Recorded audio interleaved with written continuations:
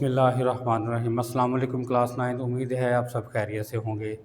तो जैसा कि हम पिछली वीडियोस में अपना चैप्टर नंबर 3 कंप्लीट कर चुके हैं, लेकिन इसकी अभी रिव्यू एक्सरसाइज है वो हमारी रहती थी, इसे हमने सॉल्व नहीं किया। तो सबसे पहले हम रिव्यू एक्सरसाइज के क्वेश्चन सॉल्व कर लेते हैं, उसके बाद हम इसके MCQs कर लेते हैं। ठीक है, तो आज हम क्वेश्चन नंबर 2 से स्टार्ट ले रहे हैं। क्वेश्चन नंबर 2 करेंगे। इसमें देखें वो कह रहा है if A is equal to 3/2 है, बी इज़ इक्वल टू 5/3 है और सी इज़ इक्वल टू 7/5 है। तो ए, बी और सी की वैल्यूज़ दी गई। वो कह रहे देन वेरीफाई दैट, कि आप इसको वेरीफाई करें। तो इसमें जो हमारे लेफ़्ट हैंड साइड पे दिया गया था a इंटू बी प्लस सी, ठीक है, और इक्वल था ए बी प्लस ए सी। हम सबसे पहले इसकी लेफ़्ट हैंड साइड सॉल्व करेंगे। लेफ़्ट हैंड साइड हमने लिख ली है, तो a इंटू बी प्लस सी है। पहले हम a की वैल्यू लिख लेंगे। a की वैल्यू हमारे पास है जी 3/2। इसके बाद हम b की लिख लेंगे। b है हमारे पास जी 5/3। फिर ये प्लस आ जाएगा और फिर हम c की लिख लेंगे 7/5। ये हमने इसकी वैल्यूज़ लिख ली। अब सबसे पहले हम क्या करेंगे, ब्रैकेट को सॉल्व करेंगे। ब्रैकेट को सॉल्व करने के लिए 5 और 3 दिए गए, हम इसका क्या ले लेंगे, एलसीएम ले लेंगे।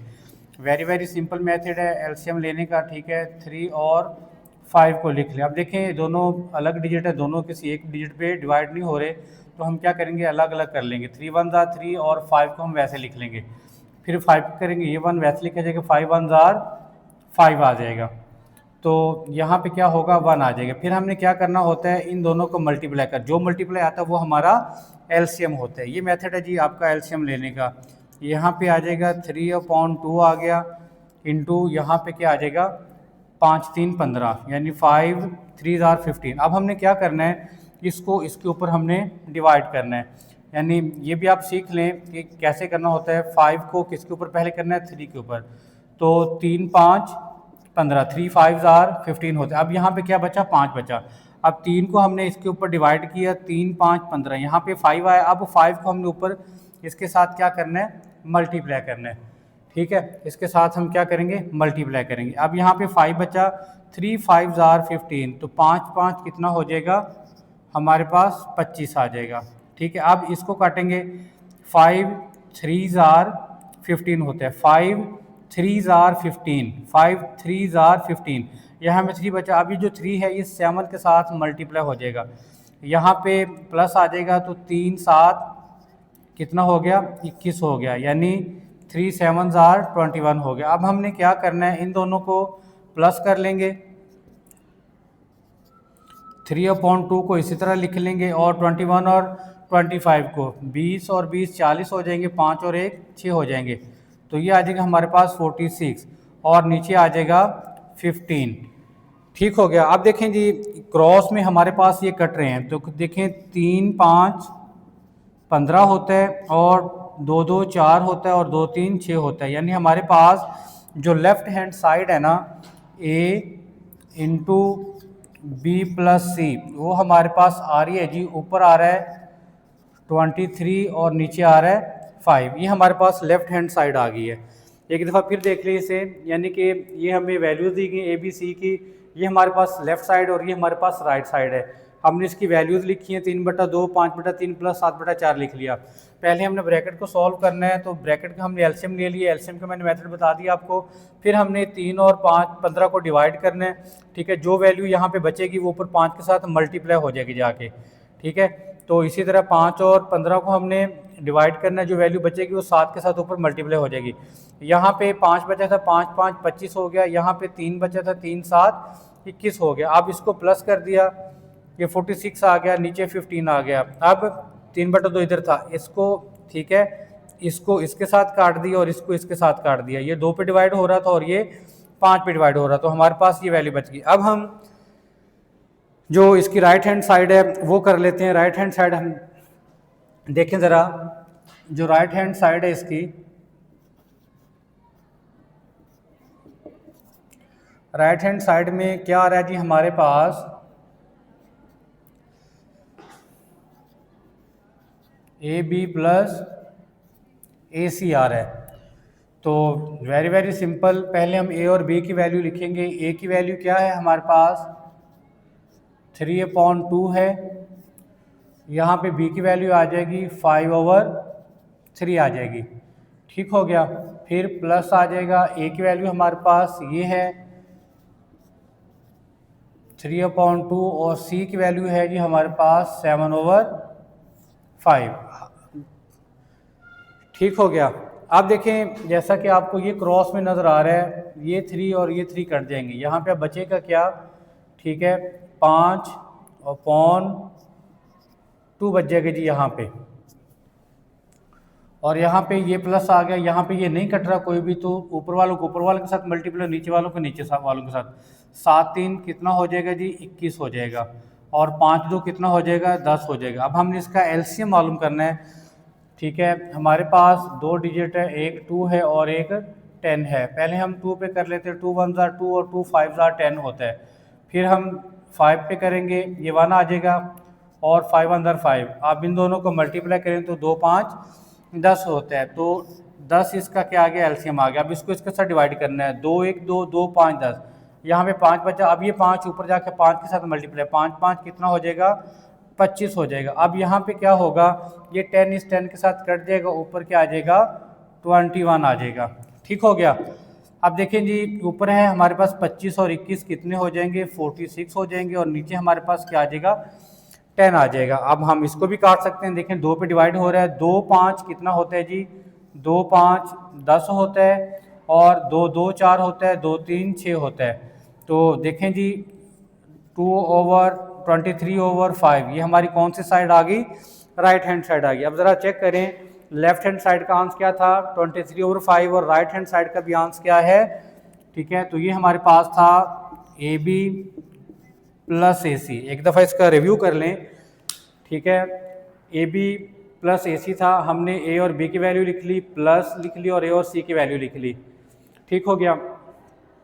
तो यहाँ पे ये दोनों कट रहे थे तो 5/2 बच जाएगा प्लस, ठीक है। यहाँ पे कोई नहीं कट रहा तो 3 को 7 के साथ और 2 को 5 के साथ मल्टीप्लाई कर दिया, ये 21 आ गया और नीचे 10 आ गया। यहाँ पे हमने एलसीएम ले लिया, 10 आया, फिर 2 के साथ डिवाइड किया, ठीक है। जो बचा उसको ऊपर जाके मल्टीप्लाई कर दिया, यहाँ पे 5 बचा, 5 5 25 कर दिया, यहाँ पे 10 10 कट गए तो 21 को वैसे के वैसे लिख दिया, ऊपर प्लस कर दिया, नीचे वैसे के वैसे लिख दिया। अब देखा कि हमने किस पे डिवाइड हो रहा था, हमने इसके साथ इसे क्या किया, काट दिया।